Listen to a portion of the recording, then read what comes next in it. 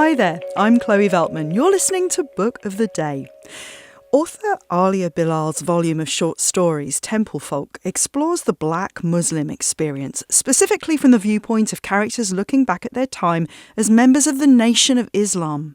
The author's debut collection also couches this complex set of experiences within the larger framework of the spiritual practices of African Americans as a whole. In an interview with NPR's Scott Detrow, Bilal talks about the fact that the few stories told about Black Muslims in this country tend to focus on men. Women characters flow through her collection. Here's Scott Detrow. In her debut short story collection, Aaliyah Bilal writes about one particular community in the U.S. The community is a collection of African Americans who were once upon a time members of the Nation of Islam, though they have moved on to Sunni Orthodoxy. And the majority of the stories depict these individuals reflecting back on their times in the Nation of Islam from the perch of, again, Sunni Orthodoxy. Temple Folk tells the stories of dozens of Black Muslims over the course of several decades. It tackles issues like freedom, love, and family in a way that Bilal says cuts through the biases many people have about her community. Quite understandably, when you mention the Nation of Islam, many people's first associations are with hate. And it was important for me to understand that that was, and I suppose remains, a facet of the Nation of Islam and its ideology. Though for the majority of the people that joined this movement, their primary motivations were not about hatred of others. I think that they brought a profound sense of personal need to the Nation of Islam that other organs in the culture were not addressing. And it was just important for me to balance those interests of depicting a lot of the hardships that were endured by the members in the Nation of Islam, a lot of the harsh realities of the Nation of Islam, alongside the sense that people were really deriving a sense of self-worth and meaning out of this movement. I want to talk about a couple stories that really stood out to me. And one of my favorite stories was Candy for Hanif. It centers on a woman named Sister Nora who's raising her son who has special needs. Can you tell us a bit about her and how she came to you as a character? Sister Nora is someone who came to me reminding me of some of the women that I knew in the days where I was a frequent parishioner of my masjid in Washington, D.C. There were lots of women in that space who worked in the kitchen, and they often were not rewarded adequately for their efforts, cooking food for the Jummah and the Sunday Ta'aleem. Their work was essential to the functioning and the joy that people derived from actually going. But I never saw them rewarded for their efforts.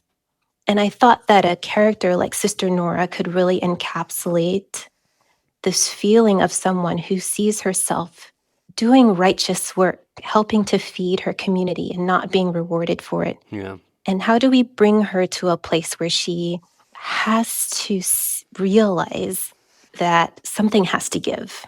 You know, I can no longer bear the weight of this. Yeah. And so that's Candy for Hanif in a nutshell.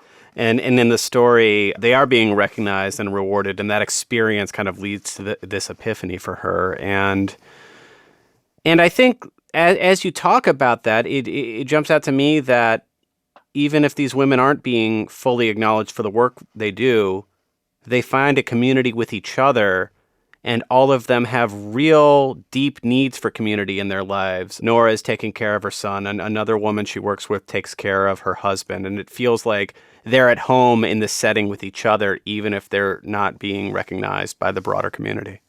That's right. I mean, in the few stories that do get told about African Americans in the United States, African American Muslims, that is, they tend to feature the experiences of men. And I wanted to take some time to really focus on the realities that African American women face in our communities. And those realities are sometimes wonderful and sometimes they're just not. And this story really encapsulates that feeling of being in a place where you're not fully appreciated, and in your own way, how do you protest? How do you protest the lack of appreciation? Yeah. Another story that I really liked was Janaza. It's about two childhood classmates who reconnect at the funeral of an old teacher. But it's also more broadly about one man coming to terms with his marriage and his life choices and the big differences between his life inside this Muslim community and the life that he made for himself outside of that Muslim community. Can you tell us a bit about what inspired this story? This story was inspired by some of what my family imparted to me about their experiences with abuse as students in the Nation of Islam school, the University of Islam. I wanted to spell out for the reader this complex mix of emotions that comes with acknowledging the ways that these movements harm their followers, but also acknowledging that while there was a negative impact, there was some positive intent.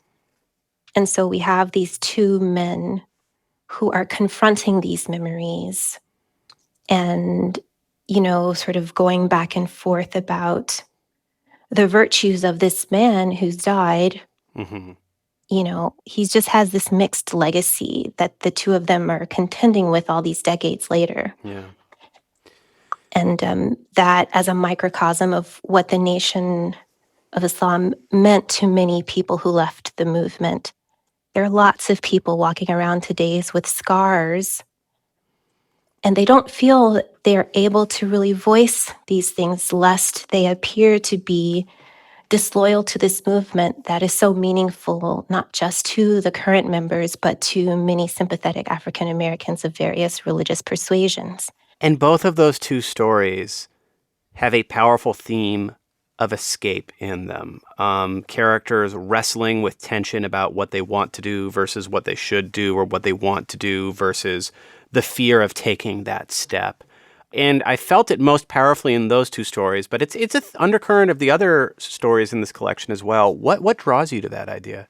Well, that idea really comes to the thesis behind the book, where I'm really asking questions not just of the Black Muslim experience, but wondering how it fits into this larger story of African American religion.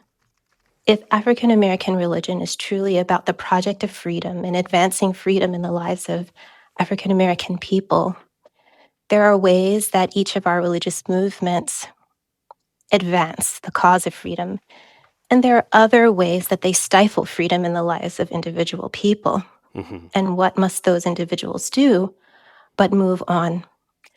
And I am showing at various points people coming into an awareness that their place within this particular culture does or does not satisfy their own desire for freedom.